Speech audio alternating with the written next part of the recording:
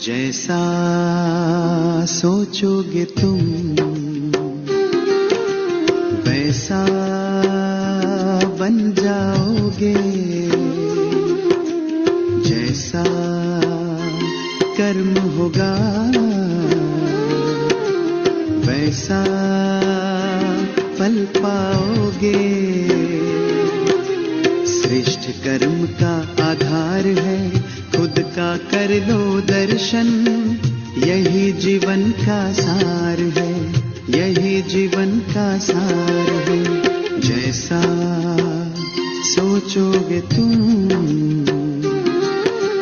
वैसा बन जाओगे, जैसा कर्म होगा वैसा फल पाओगे।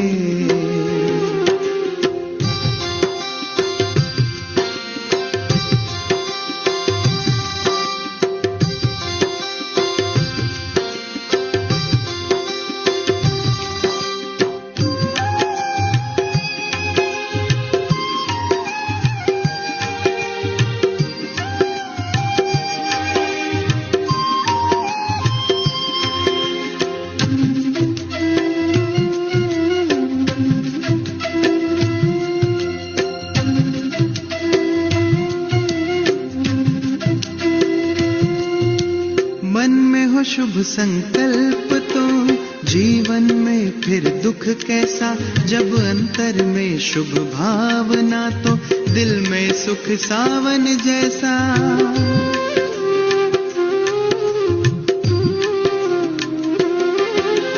हार कर जो ना हारे जीत उसी की होती है, घनघोर अंधेरे में भी जलती जगमग उसकी ज्योति है। जैसा देखोगे तुम वैसा बन जाओगे, जैसा चाहोगे तुम वैसा बन जाओगे।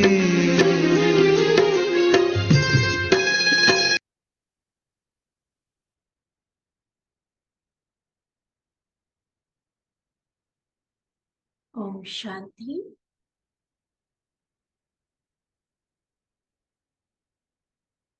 प्यारे बाबा ने कर्मों की गुह्य गति समझाते हुए हम सभी को बहुत सुंदर राज सामने रखा है कि भगवान नहीं है जो हमारा भाग्य बनाएगा, लेकिन हमें अपने कर्मों से अपने भाग्य को बनाना है। जितनी चाहे हम अपनी तकदीर की लकीर लंबी खींच सकते हैं। हाँ, बाबा का इसमें ये रोल है कि बाबा हमें बहुत अच्छे से गाइड करते हैं कि कौन से कर्म, कौन से बोल, कौन से संकल्प और भावनाएं हमारे उस जमा के खाते को बढ़ाएगी ताकि हमारा भाग्य श्रेष्ठ से श्रेष्ठ बन जाए। और उन कर्मों, संकल्पों, बोल से बाबा हमें दूर कर देते, मुक्त कर देते, जिनके कारण इस खाते में घाटा पड़ सकता है। अनेकों मुरलियों में, चाहे साकार हो व अव्यक्त, बाबा ने ये राज हमें कई बार समझाया है कि वर्तमान इस संगम युग पर जो भी कर्म हम करते हैं, बाबा की श्रीमत अनुसार अपना जीवन श्रेष्ठ बनाते हैं। जो भी कर्तव्य यहाँ पर हम करते हैं उसी के आधार पर हमारी भविष्य की प्रारब्ध होगी, हमारा राजपद होगा और उसी आधार पर भक्ति में हमारी पूजा भी होगी। कई तरह के एग्जाम्पल्स देकर, कई बातों के साथ रिलेट करते हुए बाबा इस बात को हमें बहुत स्पष्ट रीति समझाते हैं। और इस ईश्वरीय पढ़ाई का ये बहुत बहुत मुख्य सब्जेक्ट है, कर्मों की गति को समझना। इस बात को रियलाइज करना कि वर्तमान में हम भाग्य लिख रहे हैं और वो भाग्य हम सारा कल्प बैठकर खाने वाले हैं। वो तकदीर, वो प्रारब्ध जिसका सुख सारा कल्प हमें मिलने वाला है। तो किस तरह से भविष्य का आधार वर्तमान है, भविष्य में क्या क्या मिलेगा, उसके लिए अभी क्या क्या करना होगा, बड़े प्यार से बाबा ने हम सबको समझाया है। तो बाबा की बातों के साथ, बाबा के उस शुभ भाव को कि बाबा हम सबको कितना ऊंचा देखना चाहते हैं, उस भाव को, बाबा की पॉजिटिव एनर्जी को भी हम रिसीव करेंगे। बाबा के आज के जो वरदानी महावाक्य हम सुनेंगे, यह 12 अक्टूबर 1981 के इस मुरली का सार है। वर्तमान ही भविष्य का आधार, वर्तमान ही भविष्य का आधार। तो सृष्टि के आदि मध्य अंत के राज खोलने वाले बीज रूप ज्ञान सागर शिव बाबा बोले, सामने है ना हम सभी के, सभी बाबा के एकदम समीप बैठकर बाबा की नजर, बाबा की दृष्टि हर पल अपने ऊपर अनुभव करते हुए मुरली सुनेंगे। आज वृक्षपति बाप अपने वृक्ष के पहले पहले पत्तों को व वृक्ष के आधार मूर्त श्रेष्ठ आत्माओं को देख रहे हैं। हम सभी ब्राह्मण बाबा की आदि पहली रचना, इसलिए इस नाते इस वृक्ष के हम पहले पहले पत्ते हो गए, और हम जो पहले पहले पत्ते हैं, हम ही वृक्ष की जड़ है, अर्थात सारे वृक्ष के आधार मूर्त है। ब्राह्मण आत्माएं ही नए वृक्ष के कलम हैं, कलम पर ही आधार होता है नए वृक्ष का। तो आप हर आत्मा नए वृक्ष के कलम हो, इसलिए हर आत्मा अमूल्य है। देखो कितनी श्रेष्ठ भावना, श्रेष्ठ स्वमान बाबा हम सबके अंदर इमर्ज कर रहे हैं। इस वृक्ष की कलम हो और कलम के आधार पर वृक्ष बनता है और इसीलिए अमूल्य हो। तो सदा अपने को ऐसे अमूल्य आधार मूर्त वृक्ष का कलम समझकर चलते हो। ये स्मृति रहती है कि जो कर्म मैं करूं, जो संकल्प मैं करूं, जो बोल मैं बोलूं, जिस तरह से मैं अपने जीवन को चलाऊं, मुझ पर सारा वृक्ष आधारित है। उन सबको वही वाइब्स जाने हैं, जड़ों में जो डाला जाता है वही वृक्ष के पत्ते पत्ते तक पहुंचता है। तो मैं जो भी कुछ कर रहा हूं, मैं जो भी कुछ इवन सोच भी रही हूं, तो सारे वाइब्रेशंस के रूप में विश्व भर की आत्माओं के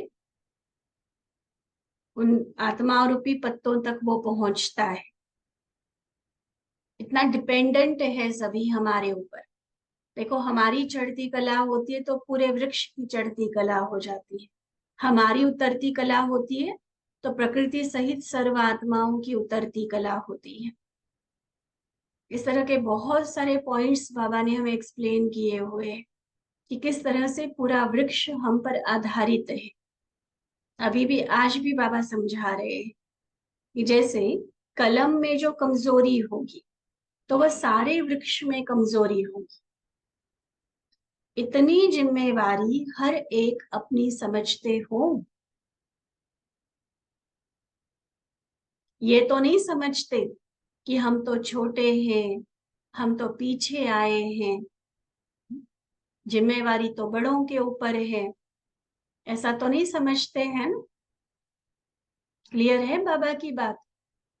ये तो नहीं समझ के चलते कि हम तो अभी आए हैं, हमने तो साकार बाबा मिलन भी नहीं मनाया, अव्यक्त में भी मधुबन अभी तक हम पहुंचे नहीं है, या पहुंचे तो एक आध बार गए हैं, कोई हम तो अभी अभी चले हैं, अभी तो हमने खड़े होना सीखा है।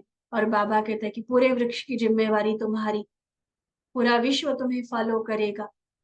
नहीं नहीं, ये तो बड़ों की बात है, यही है ना, बड़ों के ऊपर है ना जिम्मेवारी।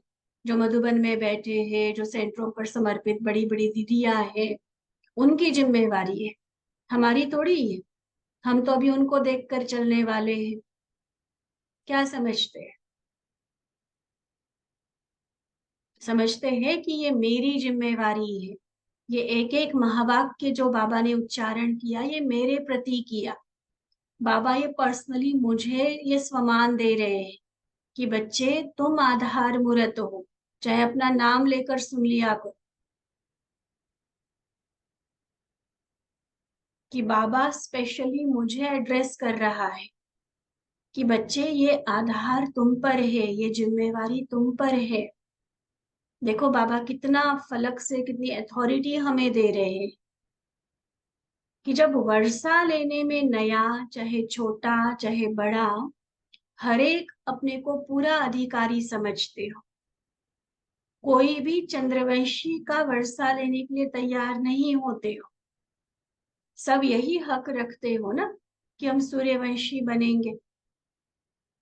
साथ साथ संगम युग की प्राप्ति के ऊपर, बाप के ऊपर अपना पूरा हक लगाते हो। यही बोलते हो ना कि पहले हम छोटों का बाप है, छोटों पर ज्यादा स्नेह है बाबा का, इसलिए हमारा बाबा है। पूरे हक से, अधिकार से कहते कि हमारा बाबा है। पहले हमको सब अधिकार होना चाहिए। स्नेह से अपने अधिकार का वर्णन करते हो। तो जैसे बाबा के ऊपर, प्राप्ति के ऊपर अपना अधिकार समझते हो, तो ऐसे ही जिम्मेवारी में भी छोटे बड़े सब अधिकारी हो, सब साथी हो। तो इतनी जिम्मेवारी के अधिकारी खुद को समझ के चलो। वैसे भी देखो, कर्तव्य और जो अधिकार है वो एक ही सिक्के के दो पहलू होते हैं। अगर हम अधिकार के रख रहे हैं कि बाबा मेरा है, बाबा का वर्षे पर मेरा पूरा अधिकार है, सर्व प्राप्तियां हमें होनी चाहिए। ये तो नहीं कहते कि दादियों को ज्यादा मिला, हमें तो बस 2 बूंदे मिल जाए तो भी काफी है। हम भी पूरा वर्षा लेने का लक्ष्य रख के चल रहे हैं ना कि मम्मा बाबा लक्ष्मी नारायण बने, तो हमने भी बनना है। हम भी सूर्यवंशी राज्य के अधिकारी बनेंगे। तो बाबा कहते जब बाप पर, वर्षे पर, प्राप्ति पर अधिकार है, तो जिम्मेवारी जो हमारा कर्तव्य है उसमें पीछे नहीं हट सकते हैं। जिम्मेवारी में भी पूरा अधिकार समझो, पूरी अथॉरिटी समझ कर चलो कि ये जो वृक्ष का आधार होने की बात बाबा कह रहा है, वो मुझ आत्मा के लिए भी उतनी ही सत्य है जितनी पुराने से पुरानी दादियों के लिए, मम्मा बाबा के लिए। उतनी ही जिम्मेवारी मेरी भी है। स्व परिवर्तन, विश्व परिवर्तन, दोनों की जिम्मेवारी के ताजधारी सो विश्व के राज्य अधिकारी होंगे। अब देखो, ये बाबा ये रिलेट करते जाएंगे, वर्तमान के आधार पर भविष्य क्या होगा। तो वर्तमान कौन सा ताज होगा? दो तरह का, दो जिम्मेवारियों का ताज बाबा ने बोला। स्व परिवर्तन की भी जिम्मेवारी है, वो मैं नहीं करूंगा तो कोई और नहीं करने वाला है। चलो सेवा तो फिर भी होता है कि मैंने नहीं की तो किसी और ने कर ली। लेकिन स्व परिवर्तन जो स्वयं के प्रति पुरुषार्थ है, योग है, धारणाएं है, वो कौन करेगा? तो उसकी तो जिम्मेवारी है ही है, लेकिन विश्व परिवर्तन की जिम्मेवारी भी मेरी है। अगर ये ताज हम पहनते हैं तो भविष्य विश्व का ताज हमें मिलेगा। संगम युगी ताजधारी, सो भविष्य का ताजधारी। अगर वर्तमान नहीं तो भविष्य भी नहीं। इसलिए यहाँ चेक करना कि मैंने कौन सी जिम्मेवारी। स्व परिवर्तन की तो पक्का है ही है, प्लस विश्व सेवा का इतना जो बेहद विशाल कार्य चल रहा है, इसमें मेरा कंट्रीब्यूशन क्या है।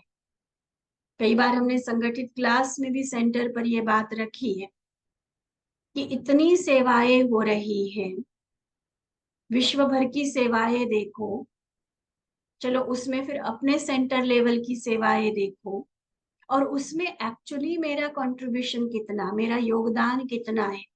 कितना सहयोगी, कितनी सेवाधारी मैं आत्मा बनी, चाहे तन से, चाहे मन से, चाहे धन से। कौन सी जिम्मेवारी मैंने ली हुई है सेंटर की, सेवाओं की। विश्व परिवर्तन कहने में बहुत बड़ी बात है, लेकिन जैसे कहा जाता है थिंक ग्लोबली एक्ट लोकल।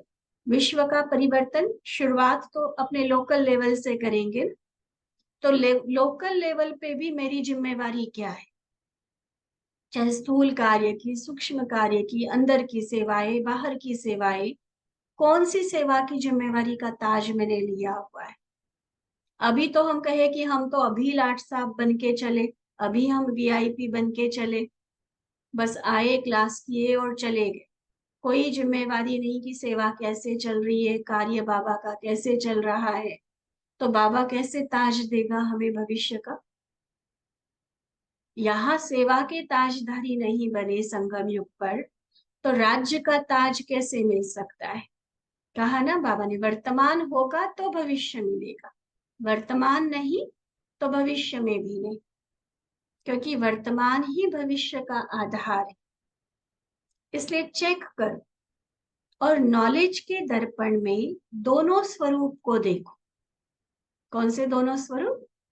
संगम युगी ब्राह्मण जो कि वर्तमान में हम हैं, और भविष्य देव पदधारी। दोनों को सामने रखो नॉलेज के दर्पण में। मेरा अभी का ब्राह्मण स्वरूप, भविष्य का देव स्वरूप, दोनों रूप देखो और फिर दोनों में चेक करो। ब्राह्मण जीवन में डबल ताज है व सिंगल ताज। धारणाएं हमारी जो है, योग, पवित्रता, बाकी जो स्थूल सूक्ष्म हर तरह की मर्यादाएं और धारणाएं, उस आधार पर मिलता है पवित्रता का, लाइट का ताज। और दूसरा प्रैक्टिकल जीवन में पढ़ाई और सेवा का, जिस आधार पर रतन जड़ित ताज मिलेगा। तो देखो, दोनों ताज समान है। जितना हम स्वयं के प्रति ज्ञान योग धारणा करके चल रहे हैं, उतना ही क्या सेवाओं में भी मेरा योगदान है। दोनों बातें बाबा ने कही है। अगर सिर्फ हम अपने प्रति जी रहे हैं, अपने प्रति पुरुषार्थ कर रहे हैं, उसमें हम बहुत अच्छे बाबा के बच्चे बने हुए हैं, तो पवित्रता का ताज हमारा फाइनल है। और फिर साथ में जो हमें मिला बाबा से, उस आधार पर हम औरों की सेवा भी कर रहे हैं, या जो पूरा यज्ञ का कार्य चल रहा है उसमें हम किसी न किसी तरह के सहयोगी बने हुए हैं। तो ये सेवा के आधार पर हमें रतन जड़ित ताज भी मिली।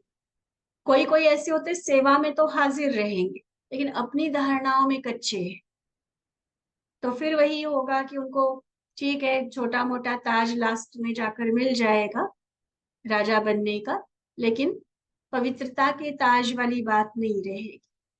इसलिए बाबा चेक करवा रहे हैं कि सिंगल ताज वाले अभी हो या डबल ताज वाले हो, और दोनों ताज समान है, संपूर्ण है, व कुछ कम है। अगर यहाँ ताज अधूरा है, चाहे पवित्रता का, चाहे पढ़ाई और सेवा का, तो वहां भी छोटे से ताज से ताज के अधिकारी होंगे। छोटे ताज के साथ काम चलाना पड़ेगा। यहाँ भी होता है ना, कई बार हम जन्माष्टमी पर या अन्य कई अवसर पर अगर मान लो बच्चों को सजाते, कई बार बड़ों को भी सम्मान के रूप में सजाया जाता है। अगर तो सबके एक जैसे होंगे तो चलो किसी का कोई संकल्प नहीं चलेगा, लेकिन कई बार क्या होता है कि जो अवेलेबल है उसके हिसाब से पहनाए जाते हैं, तो उसमें किसी का छोटा किसी का बड़ा भी हो जाता है। फिर एक दूसरे को देखते हैं, देखो उसको तो इतना बड़ा ताज पहनाया, मुझे छोटा पहनाया, न चाहते भी संकल्प चलता है। उसको ज्यादा चमकीली वाली चुन्नी पहना दी, मुझे थोड़ी साधारण सी पहना दी, न चाहते भी ध्यान जाएगा। चाहे बाद में खुद को समझा भी देंगे कि कोई बात नहीं, प्रैक्टिकल लेवल पे सोच के कि नहीं बहनों के पास जो होगा वो कर दिया करके, लेकिन एक बार तो संकल्प आएगा जरूर। तो यहाँ बाबा कहते कि प्रैक्टिकल वो स्थूल रूप में तो देख रहे हो, लेकिन प्रैक्टिकल अपनी धारणाओं सेवाओं के आधार पर देखो, क्या छोटे ताज में संतुष्ट हो जाओगे? तो जब बाद में सजावट, जो देवता बनने में अगर हमें छोटा ताज नहीं चाहिए, तो अभी जिम्मेवारी छोटी में संतुष्ट हम क्यों हो जाते हैं? कई बार पता है क्या होता है, जो बहुत सेवा करने वाले होते हैं ना, बड़ी बड़ी जिम्मेवारियां यज्ञ की लेने वाले होते हैं, उनको देख कर भी दो तरह के संकल्प करने वाले होते हैं। एक होते हैं जिनको प्रेरणा मिलती है कि अरे देखो फलानी आत्मा, फलाना भाई इतनी सेवा करता है, वो बहन इतनी सेवा करती है, कहीं आ रही है कहीं जा रही है, स्थूल भी कर रहे हैं सूक्ष्म भी कर रहे हैं, ऑलराउंड है ये तो उसको देखकर उनको भी प्रेरणा आती है और वो भी खुद उसके साथी सहयोगी बन जाते हैं। वो भी बढ़ चढ़कर वो सेवाएं करना शुरू कर देते हैं। एक ये होते हैं लोग, और एक होते हैं सोचते कि देखो इतने सारे कर तो रहे हैं, अपने आप को न्यारा प्यारा कर देते हैं कि वो कर तो रहे हैं, चाहे पैसे की सेवा है चाहे स्थूल सेवा है, यहाँ तो ना करने वाले बहुत है, हम तो बस क्लास करते के चले जाते हैं, हमारी जरूरत नहीं है यहाँ पर। सेंटर पर जरूरत है या नहीं वो बाद में सोचना, मुझे अगर संपूर्ण ताज लेना है, डबल ताज लेना है, तो मुझे सेवा करने की जरूरत है या नहीं, ये जरूर अपने आप से पूछ लेना। क्योंकि बहनों का काम कोई बहनों का नहीं होता है, सेंटर पर जितनी भी सेवाएं चलती है ये ईश्वरीय कार्य है। हम ईश्वरीय कार्य में सहयोगी बन रहे हैं, जिसके बदले में बाबा कभी भी हमारा देने से रह नहीं सकता, पदम गुना करके देता है। तो एक्चुअली वो देना नहीं होता है, जो हम भी स्थूल सूक्ष्म एनर्जी जो भी लगाते, धन लगाते, कोई कार्य करते, कोई अपनी योग्यता लगाते सेवाओं में, तो वो देना नहीं होता है, वो कई गुना करके रिटर्न में लेना होता है, अपना भाग्य बनाना होता है, बीज बोने के समान है। तो ये बाबा चेक करवा रहे, देखो ताज में ही कितनी सारी बातें बाबा ने चेक करवाई। एक तो कहा दोनों ताज है, ये देखो। दूसरी बात, दोनों ताज समान है, ये देखो। फिर दोनों ताज संपूर्ण है, ये देखो, कि कोई आधा अधूरा ताज तो नहीं पहना हुआ है, कहीं से टूटा हुआ खंडित ताज तो नहीं पहना हुआ है। ये सारी चीजें बाबा चेक करने के लिए बोल रहे हैं। टूटा माना कोई स्थूल रूप में नहीं टूटा हुआ होगा, लेकिन पूर्ण रीति से जो सेवाएं करनी चाहिए, पूर्ण रीति से जो धारणाएं होनी चाहिए, उसमें अगर कहीं गड़बड़, मान लो सेवा कर तो रहे हैं, लेकिन विधि क्या है सेवा की? निमित्त निर्माण निस्वार्थ सेवा करना। अब सेवा तो कर रहे लेकिन स्वार्थ भावना बीच में है, अपने नाम मान शान की उसमें इच्छा है, तो वो खंडित ताज हो गया। पूरी विधि पूर्वक सेवा नहीं है, या धारणाएं ऊपर की तो बहुत अच्छी है, अंदर कुछ न कुछ कालापन है, तो भी पवित्रता का ताज खंडित माना जाएगा। इसलिए संपूर्ण ताज को भी बाबा ने चेक करवाया कि यहाँ अगर अधूरा ताज होगा तो वहां भी छोटे से ताज के अधिकारी या फिर एक ताजधार अर्थात प्रजा पद वाले बनना पड़ेगा। प्रजा सतयुगी देवी देवता है, पवित्र तो सभी होंगे, लेकिन राजा ही वाला ताज तो सिर्फ राजा को ही होगा न? तो डबल ताजधारी एक्चुअली कौन कहलाएंगे? जो राजे महाराजे होंगे वहां पर। प्रजा डबल ताजधारी नहीं कहलाएगी, भले श्रृंगार की रीति से ताज होगा प्रजा का, बिल्कुल खाली सिर वाली बात नहीं होती है वहां पर, लेकिन राज्य अधिकार वाला ताज वो नहीं होगा उनके पास, इसलिए सिंगल ताज ही कहलाएगा। प्रजा को भी लाइट का ताज तो होगा क्योंकि पवित्र आत्माएं होंगी, लेकिन विश्व महाराजन या विश्व राजन का ताज प्राप्त नहीं होगा। कोई महाराजन कोई राजन अर्थात राजा महाराजा विश्व महाराजा, इसी आधार पर नंबरवार ताजधारी होंगे। कौन सा आधार? कि वर्तमान में मैंने सेवाओं की जिम्मेवारी कितना ली, दोनों ताज। पवित्रता का ताज मैंने कितना संपूर्ण कृति धारण किया, और सेवाओं में हम कितना पूरी तरह से रहे। चलो ठीक है, ईश्वरीय सेवाओं में कंप्लीट तन मन से समर्पित होना वो तो कुमारियों को भाग्य है, बहनों को वो चांस बाबा ने दिया हुआ है। लेकिन गृहस्थी भी कितनी ज्यादा से ज्यादा सेवाएं कर सकते हैं। आज हजारों एग्जाम्पल्स है बाबा के यज्ञ में कि गृहस्थ में रहते भी सेवाओं की बड़ी बड़ी जिम्मेवारियां लेकर जो चले, सेंटर की, एरिया की, किसी विंग की, यज्ञ की, कितनी तरह की बड़ी बड़ी जिम्मेवारियां लेकर बड़े बड़े काम करने वाले गृहस्थी है, चाहे माताएं हो चाहे भाई। तो गृहस्थ कोई एक्सक्यूज नहीं होता है जिम्मेवारी से हटने के लिए। तो बाबा ने बहुत रियलाइजेशन के साथ ये बात बताई है, नॉलेज के दर्पण में खुद को देखो, दोनों ताज को चेक करो। ठीक है, इसी प्रकार फिर तख्त को देखो। राजा तख्त पर बैठता है ना, तो तख्त को भी देखो कि वर्तमान समय ब्राह्मण जीवन में कितना समय अकाल तख्तधारी और दिल तख्तधारी दोनों तख्त नशीन कितना समय रहते। अकाल तख्तधारी माना आत्मिक स्वरूप में, और दिल तख्त नशीन माना बाबा के साथ कंबाइंड अवस्था।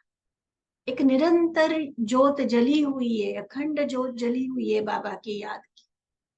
चाहे कुछ भी सेवाएं कर रहे, संपर्क में आ रहे हैं, हलचल वाले कार्य चल रहे हैं, लेकिन बाबा बाबा अंदर ही अंदर वो अनहद नाद है।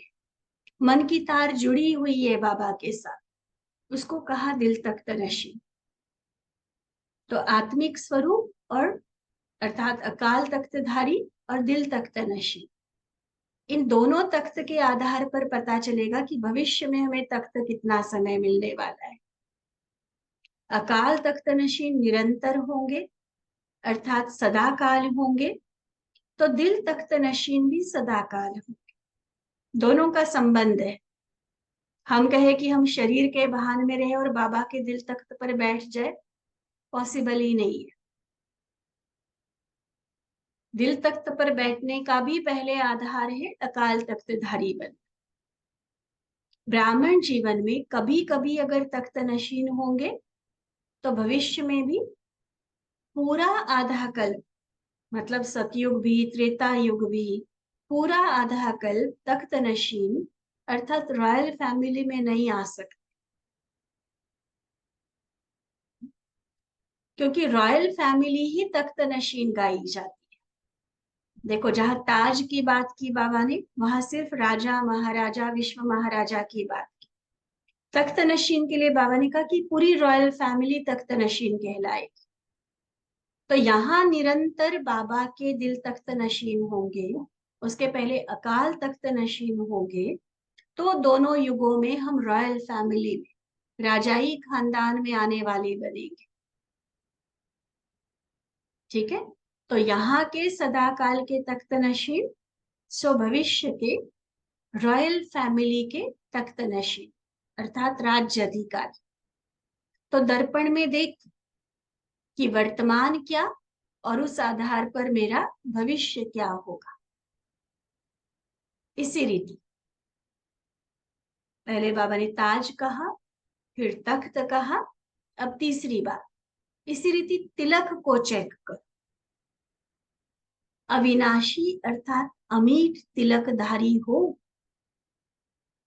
अब स्थूल रूप में तिलक लगाने की बात नहीं है। कौन सा तिलक? बहुत प्यार से बाबा समझा रहे, देखो, संगम युग पर ही देवों के देव के सुहाग और परमात्मा व ईश्वरीय संतान के भाग्य का तिलक प्राप्त होता है। सुहाग का तिलक और भाग्य का तिलक, दो दो बातें बाबा समझा। ताज भी दो बताए थे, पवित्रता का और पढ़ाई और सेवा के आधार पर। उसके बाद तख्त भी बाबा ने दो बताए, अकाल तख्त और दिल तख्त। अब तिलक भी दो बताए बाबा। कौन कौन सा?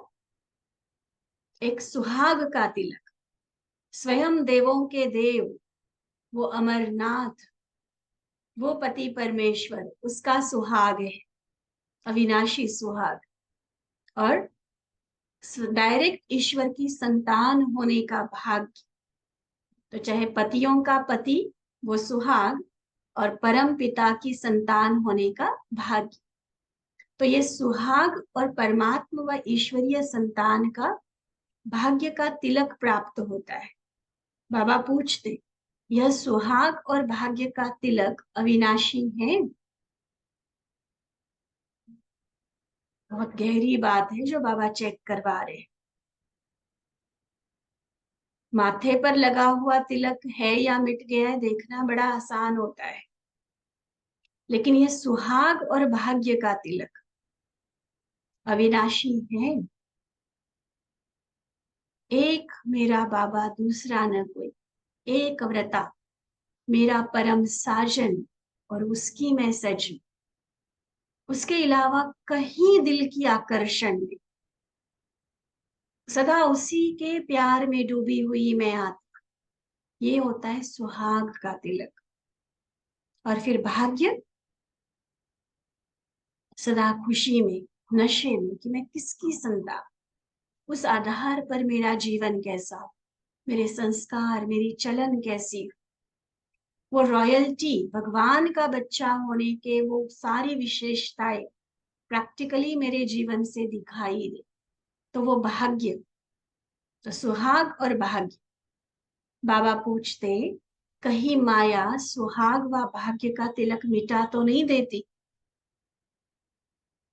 यहाँ के सुहाग और भाग्य के तिलकधारी अगर सदा होंगे तो भविष्य के सदा राज्य तिलकधारी। राजा, किसी को राजा बनाया जाता है तो क्या क्या होता है, राज सिंहासन पर बिठाते हैं, ताज पहनाते हैं, और फिर राज तिलक की पूरी विधि बनी हुई होती। वो तिलक के बाद कहा जाएगा कि हाँ अब ये राजा। तो बाबा कहते हैं कि वहां का राज्य तिलक भी उनको मिलेगा जो यहाँ सुहाग और भाग्य का तिलक अविनाशी रखेंगे। हर जन्म में राज्य तिलक का उत्सव होगा। राजा के साथ साथ फिर रॉयल फैमिली का भी तिलक दिवस मनाया जाता है। जैसे यहाँ भी देखो, किसी बर्थडे एक का होगा, भोग किसी एक के विशेष कार्य अर्थ लगाया जाएगा, लेकिन उसकी सारी फैमिली वालों को तिलक लगाते हैं। देखा है ना कई बार स्टेज पे सबको तिलक किया जाता है, जो भी परिवार के मेंबर्स आए, भले चाहे फॉरेन जाने की बात है, चाहे जन्मदिन की बात है, चाहे और किसी कारण से कोई भोग लगा रहे, बस एक को ही लगाया और हो गया, ऐसा नहीं होता है। सबको करते हैं ना तिलक। तो वो बाबा कहते हैं कि सतयुग आदि से रस्म है कि जिसको राजा बनाया जाएगा तो उसकी पूरी रॉयल फैमिली को भी तिलक दिवस मनाया जाता है। तो वहां के हर जन्म के राज तिलक का उत्सव, और यहाँ ब्राह्मण जीवन में सदा बाबा से मिलन मेले का, स्वयं की सदा चढ़ती कला, हर प्रकार की सेवा का, अर्थात तन मन धन जन सबकी सेवा का सदा उत्साह और उमंग होगा। तो अब का उत्साह भविष्य का उत्सव होगा।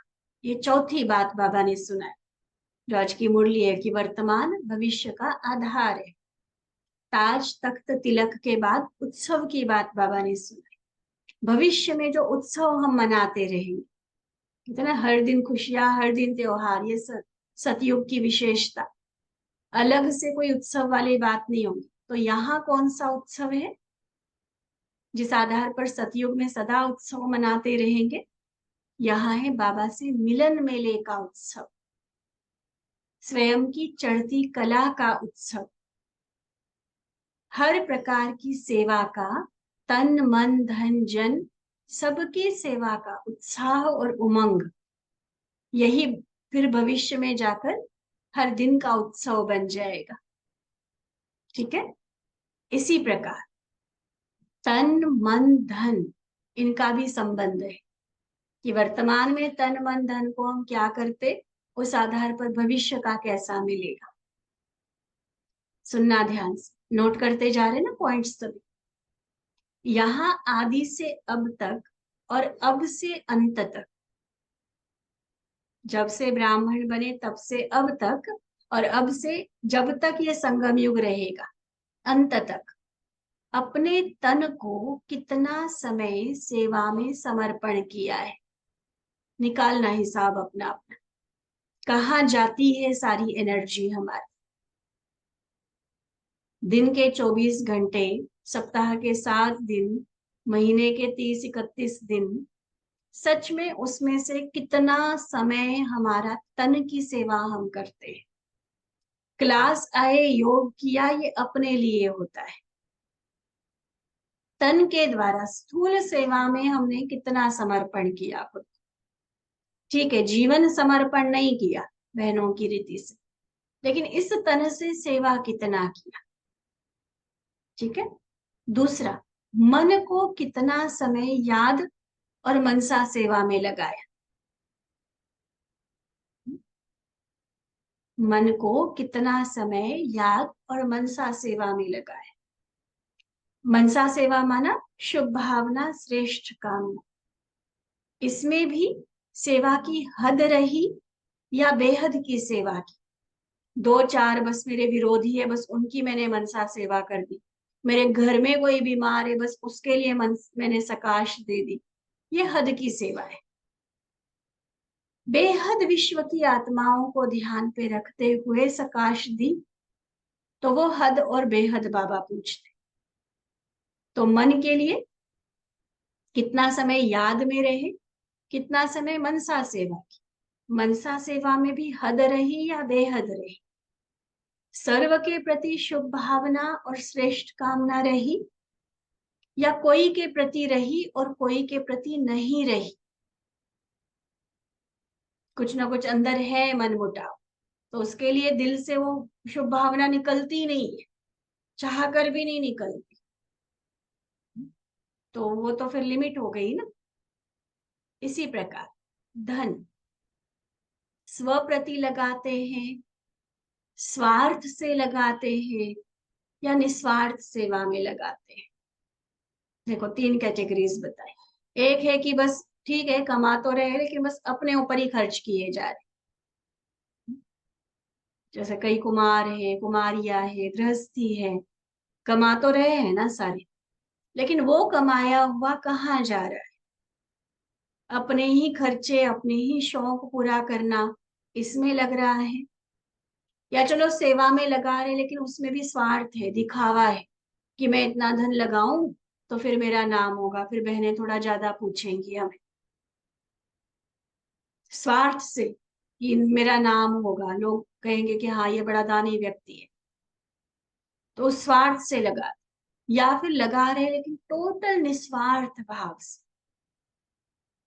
ये देखो, इस चेकिंग के आधार, नहीं धन का पूरा पॉइंट सुनेंगे हम।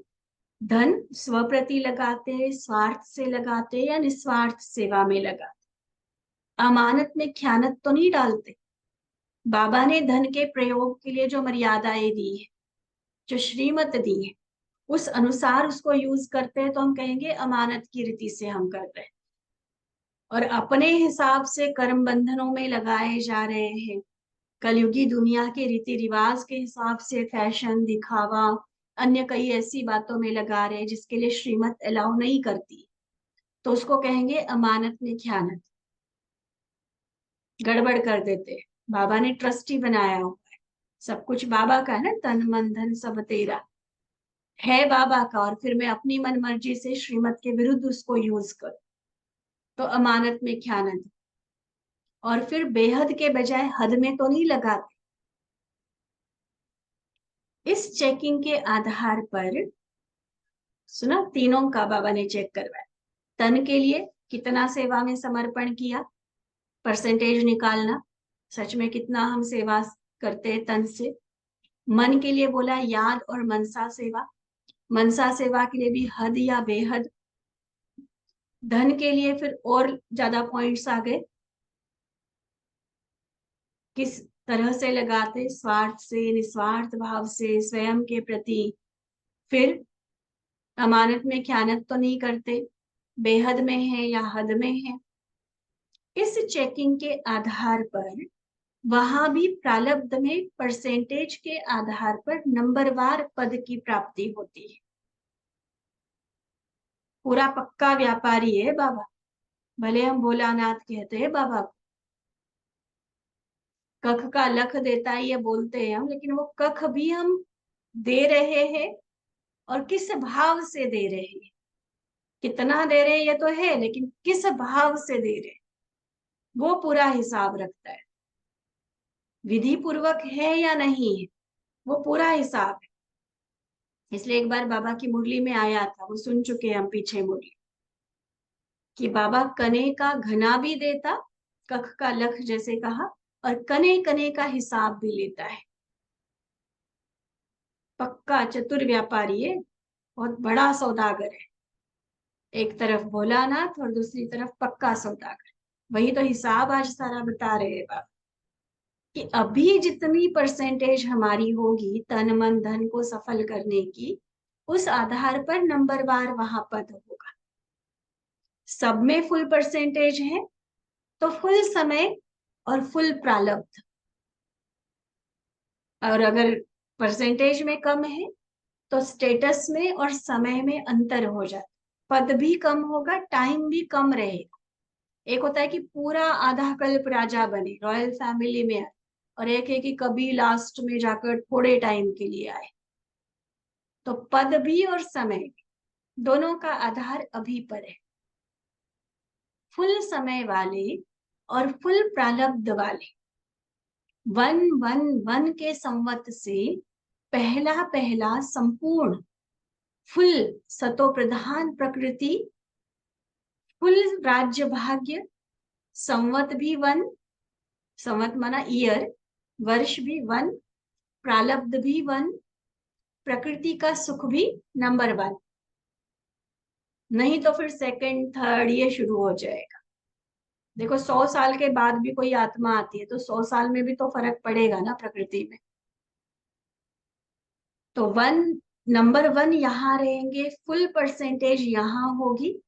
तो बाबा ने वो आगे की प्रारब्ध बताई, वन वन वन, पहला दिन, पहला महीना, पहला साल, शुरू से बिल्कुल आदि से संपूर्ण प्रारब्ध भोगेंगे। प्रकृति का भी संपूर्ण सुख, संपूर्ण राज्य भाग्य, प्रारब्ध भी नंबर वन होगी। तो इस तरह से वन वन वन में आए, नहीं तो फिर आगे नंबर वार है ही है फिर। अब बाबा कहते दोनों रूप से चेक करो। शुरू में कहा ना दोनों रूप सामने रखो, ब्राह्मण और देवता। अब दोनों को देखो, ब्राह्मण अगर मैं ऐसा हूं तो देवता कैसा बनूंगा। अगर ब्राह्मण जीवन में मेरा चार्ट ये है, मेरा रिकॉर्ड ये है, तो उस आधार पर देवता रूप में मुझे प्रारब्ध क्या क्या मिलने वाली है। संगम युगी और सतयुगी, ब्राह्मण और देवता दोनों स्वरूप सामने रखो। संगम युग में है तो सतयुग में होगा ही होगा, निश्चित है। इसलिए ब्राह्मण जीवन के 16 रूहानी श्रृंगारों को देखो, 16 कलाओं को देखो, स्वयं ही स्वयं को देखो। और जो कमी अभी पता चले ना कि ब्राह्मण जीवन में कमी दिख रही है, तो नेचुरली फिर वो सतयुग में भी रहेगी। इसलिए अभी टाइम है पुरुषार्थ। बाबा की मुरली चलाने का भाव ही क्या है कि अभी जो कमी देखो स्वयं में, उसको भरते जाओ, ताकि भविष्य में कोई कमी नहीं रहेगी। तो समझा क्या करना है, स्वयं को दर्पण में देखो। आएगा ना देखना, कितना अच्छे से सिखा दिया बाबा ने देखना। कई अब सिर्फ हाथ उठाने वाली बात नहीं कि सूर्यवंशी बनेंगे, पूरा टाइम राज्य करेंगे, राजे बनेंगे, नहीं, सच में बनेंगे या नहीं बनेंगे वो चेक करने की विधि बाबा ने बताई। और रियली में बनना चाहते हो तो उसके लिए क्या क्या करना हो, चेक करना आ जाएगा ना, तो अपने आप फिर उसको ठीक करना भी आ जाएगा। तो आएगा आज की मुरली से चेक करना सबको, समझा है ना बाबा ने अच्छे तरीके से सारा।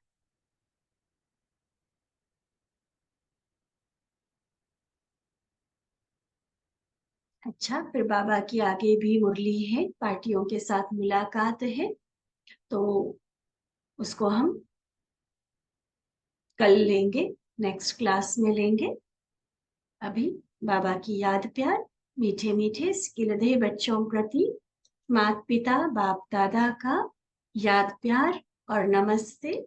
हम रूहानी बच्चों की रूहानी बाप दादा को दिल व जान सिक व प्रेम से नमस्ते नमस्ते नमस्ते जी।